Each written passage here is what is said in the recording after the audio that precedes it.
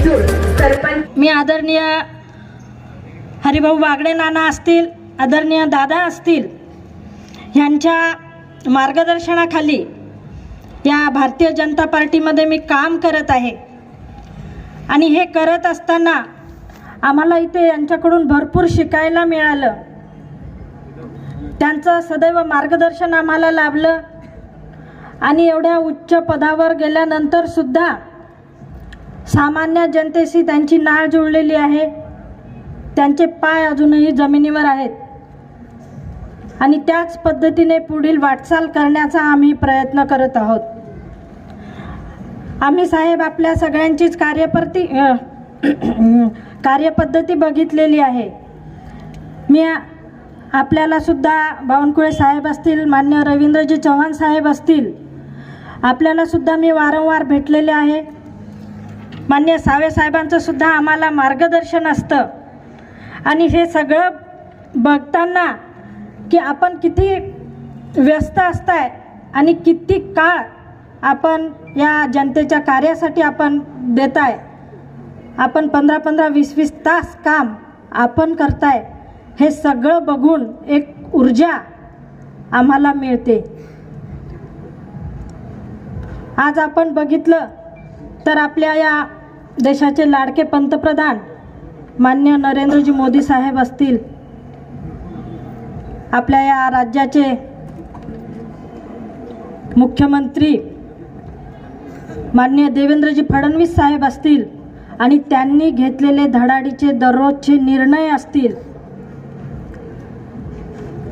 माननीय आपले पंतप्रधान मोदी साहेबांनी ज्या तळागाळातील सामान्य जनतेला डोळ्यासमोर ठेवून जे घेतलेले निर्णय आहेत, ज्या गोरगरिबांसाठीच्या योजना आहे, आजपर्यंत या जनतेपर्यंत काहीही पोहोचलेलं नव्हतं। पण आज मान्य मोदीजी पंतप्रधान झाल्यापासून आज या गरीब जनतेला न्याय मिळालेला आहे। मग त्याच्यामध्ये कष्टकरी आपला शेतकरी असेल, महिला असेल, युवक असेल, दिव्यांग असतील, प्रत्येका गरजूसाठी इथे योजना आहेत आणि त्या प्रत्येक योजनेचा लाभ देण्यासाठी आज हे कर्तव्य आपल्यासारख्या लोकप्रतिनिधींचं आहे। ह्या ज्या योजना आहेत ती प्रत्येक योजना त्याचा प्रत्येकाचा लाभ आपल्या या तळागाळातील जनतेपर्यंत पोहोचवण्याचं काम आमच्यासारख्या लोकप्रतिनिधींचं आहे साहेब, आणि तेच कार्य करण्याचा आम्ही प्रयत्न करत आहे। आज आपण हे कार्यालय बघितलं तर या कार्यालयामध्ये आम्ही जे वेगवेगळे विभाग काढलेले आहेत, वेगवेगळे टेबल काढलेले आहेत, तर त्याच्या मागचा एकच उद्देश की आपल्या या कार्यालयामध्ये येणाऱ्या प्रत्येक नागरिकाचं समाधान व्हायला पाहिजे। अनुराधाताई चव्हाण अनेक वर्षापासून राजकीय काम करत होत्या, पण त्यांनी सांगितलं तसं 8 वर्षापूर्वी त्यांनी निर्णय घेतला। आदरणीय नानांच्या नेतृत्वामध्ये आणि दादांच्या नेतृत्वामध्ये त्यांनी फुलंब्री मतदारसंघात काम सुरू केलं। जिल्हा परिषदच्या निवडणुका लढल्या, त्या जिल्हा परिषद सदस्य म्हणून निवडून आल्या आणि मी अनेक वेळेस त्यांना बघितलं। कलेक्टर ऑफिस असेल, तहसील ऑफिस असेल, जिल्हा परिषदचं ऑफिस असेल, जिल्हा परिषदला आपल्या मतदारसंघातल्या समस्या घेऊन ऑफिसला फिरायच्या आणि त्या सोडवण्याकरता नेहमीच त्यांनी प्रयत्न करत असायच्या। आणि कसं असते, शेवटी जो कष्ट करेल त्याला यश मिळते, त्याच्यातलं त्यांचं आहे। भारतीय जनता पार्टीने मान्य नानांना राजस्थानचं राज्यपाल करायचा निर्णय घेतला। ते राज्यपाल म्हणून गेले आणि त्यावेळेस इकडे, आणि त्यांनी जे कंटिन्युअस काम, अनेक लोक इच्छुक होते, प्रत्येकजण काम करतो, पण सर्वेमध्ये बावनकुळे साहेबांच्या ह्याच्यात त्यांचं नाव आलं, चव्हाणताईचं, आणि त्यांना तिकीट मिळालं। आणि एक वेगळ्या पद्धतीचा कार्यकर्ता निर्माण करण्याची एक प्रक्रिया ही त्यांनी सातत्याने या भागांमध्ये सुरू ठेवली आणि त्यामुळे असंख्य कार्यकर्ते आणि पदाधिकारी की त्यांच्या मार्गदर्शनाखाली तयार झाले। खरं तर ही प्रथा आणि परंपरा पुढे नेणं हे सुद्धा अत्यंत गरजेचं आहे आणि अनुराधाताई आणि त्यांच्याबरोबर असणाऱ्या सर्व कार्यकर्ते आणि पदाधिकाऱ्यांनी या कार्यालय निर्माणामध्ये त्याचे पंतप्रधान गरजेचं आहे असं मला वाटतं। मी त्यांना या संपूर्ण कार्यालयाच्या या उद्घाटन प्रसंगी खूप खूप शुभेच्छा देतो आणि त्यांचे सर्वस्व म्हणतात ज्याला अतुलजी चव्हाण, ते आता कुठे दिसत नाही तिथे आहेत, हे आमचे मित्र आहेत. खरं तर त्यांचे आभार तुम्ही मानले पाहिजे. फुलंब्री मतदारसंघाची पद्धत आहे की घोषणा खालीहून यायची आणि मग आम्ही वरची घोषणा द्यायचो. आता का बदल झाला मला माहीत नाही. कोणी आहे घोषणा देणार एखादा खालीहून?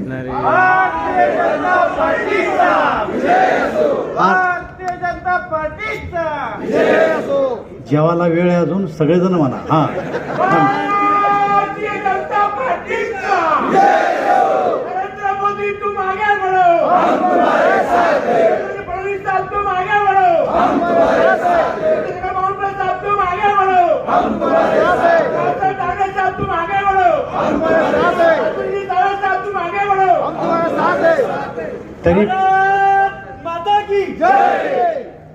तरी फुलंब्री मतदारसंघातला नाही तो. मताचं दान जरी संविधानाने म्हटलं आहे, पण मताचं कर्ज आपण स्वीकारलं आहे आणि मताचं कर्ज पुढचे 5 वर्ष माननीय मोदी सरकारच्या, देवेंद्र फडणवीस सरकारच्या योजना समाजाच्या शेवटच्या व्यक्तीपर्यंत पोहोचवून जनतेच्या मताचं कर्ज कसं परत करता येईल याकरता या कार्यालयाचं त्यांनी उद्घाटन केलं आहे. खरं तर माननीय रावसाहेबांनी, रवीनी, माननीय अतुलजींनी आपल्या ताईबद्दल या ठिकाणी आपल्यासमोर मांडला आहे. मी एवढंच सांगेल की जेव्हा विधानसभेचा सदस्य निवडून येतो तेव्हा मंत्रालयाची 7 मजल्याची इमारत आणि त्यात बसताना प्रत्येक अधिकारी त्यांच्या चेंबरमध्ये जाऊन आपल्या विधानसभा मतदारसंघाकरता जे जे काही आणता येईल ती जबाबदारी विधानसभा सदस्याची असतं. विधानमंडळाच्या गोल इमारतीमध्ये आपल्या मतदारसंघाचे प्रश्न मांडणे, जसं कोर्टामध्ये केस मांडायला वकील लागतं तसं आपल्या विधानसभेतल्या 5 लाख जनतेचे प्रश्न मांडण्याकरता आपला आमदार त्या ठिकाणी विधानमंडळात आपले प्रश्न मांडतो आणि त्या ठिकाणी बसलेलं सरकार हे जेव्हा प्रश्नाचं उत्तर देतं किंवा योजना मान्य करतं, मंत्रालयाची 7 मजल्याची इमारत, त्या मजल्यातनं मग आपल्या भागाच्या सुविधाकरता निधी येतो. खरं तर आमदारांचं काम आहे आपल्या मतदारसंघाचा योग्य वकील म्हणून काम करणं. मला अभिमान आहे की आमदार होताच आपल्या अनुराधाताईंनी आपल्या मतदारसंघाचं पूर्ण सेटअप तयार केलं. त्यांनी विविध प्रश्नाचा अभ्यास केला आणि मंत्रालयात येत असताना मंत्री म्हणून बघतो आहे प्रत्येक मंगळवारी बुधवारी येऊन आपल्या राज्यातल्या सर्व मंत्र्यांच्या चेंबरमध्ये जाऊन त्या ठिकाणी सर्व प्रधान सचिव, सचिवांकडे जाऊन आपल्या भागाचे प्रश्न मांडण्याची सुरुवात त्यांनी केली आहे. खरं तर मी सुद्धा आता 25 वर्ष आमदार आहे, रवी चव्हाणी 25 वर्ष आमदार आहे, रावसाहेबांनी पूर्णच आयुष्य घातलं आहे. पण मला विश्वास आहे की ज्या पद्धतीने अनुराधाताईंनी काम सुरू केलं आहे, जसं रावसाहेबांनी म्हटलं की पुढच्या 5 वर्षानंतर आमदाराची परिस्थिती अशी होतं की डेप्युटेशन येतं की आता तिकीट देऊ नका.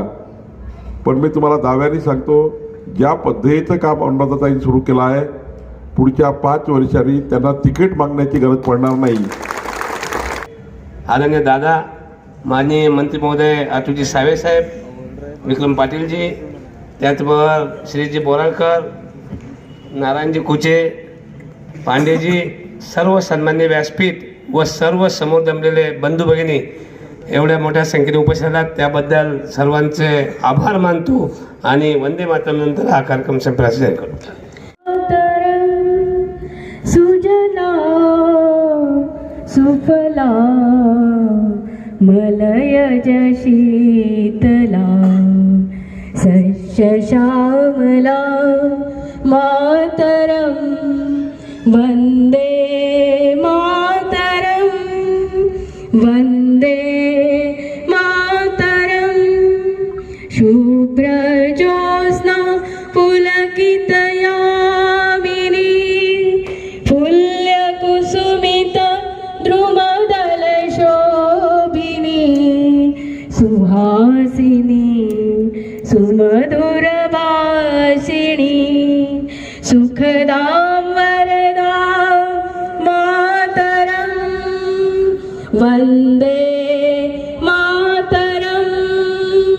वन्दे मातरम् वन्दे मातरम् भारत माता की भारत माता की Subscribe now and press the bell icon. Never miss an update.